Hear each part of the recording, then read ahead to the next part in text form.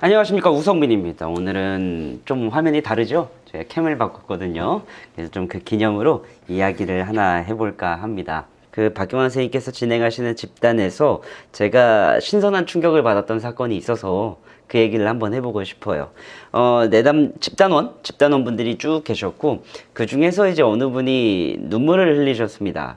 예, 그런데 그럼 자동적으로 이제 저 멀리 있는 크리넥스가 손에서 손으로 전달해서 그것들이 이제 전달되고 있던 와중이었어요. 그런데 저희 집단을 리더셨던 박경환 선생님께서 휴지를 주지 말라라고 이야기를 하셨어요.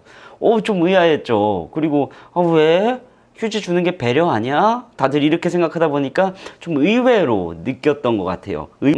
그러면서 그 이유를 나중에 설명을 해주시더라고요. 이제 인간의 감정 중에 이 좀 위쪽에는 슬픔이라는 것이 있고, 이것이 꽤 오래된 것 혹은 그 규모가 큰 것은 아래에 그 비탄이라는 걸로 자리를 잡게 된다는 거예요.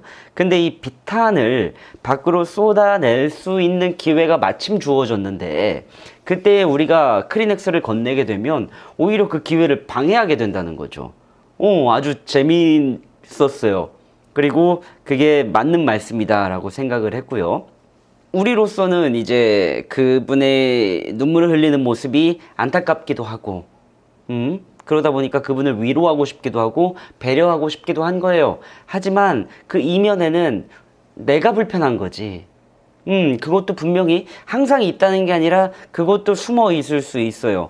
그러다 보니까 우리는 성급하게 상처를 싸매는 시도를 하게 될 수 있다는 겁니다. 그러면은 모처럼 주어진 그 기회를 그냥 통으로 날려버리게 될 수 있다는 거죠. 물론 얄롬의 말처럼 그 인지적 재구성이 동반되지 않는, 후행되지 않는 어떤 정서적인 카타르시스는 무용하다, 별 쓸모가 없다라고 이야기를 하긴 했지만, 인지적인 재구성을 일단 해가기 전에 그 정서에 충분히 머무를 수 있어야 된다, 이 얘기를 하셨던 것이 저희 박경환 슈퍼바이저님의 말씀이셨거든요. 저는 그 부분에 상당히 좀 동의를 합니다.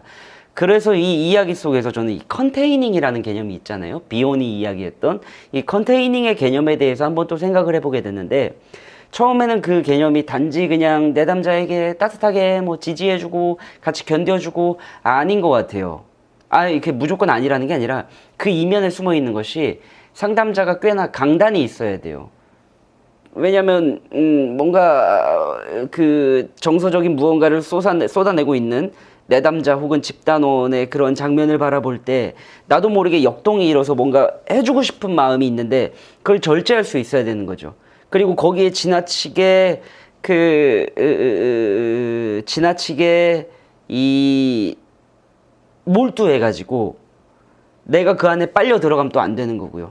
왜냐하면 내가 그 안에 빨려 들어가게 되면 내담자의 중심을 못 잡아주잖아요.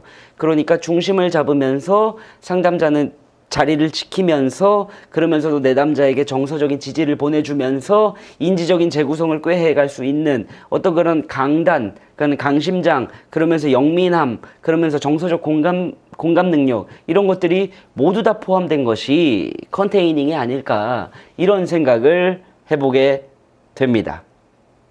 오늘 영상 얼마나 찍었죠? 뭐 그렇게 많이 찍은 것 같진 않은데, 아무튼 오늘은 카메라 테스트였으니까 여기까지 한번 해볼게요. 감사합니다.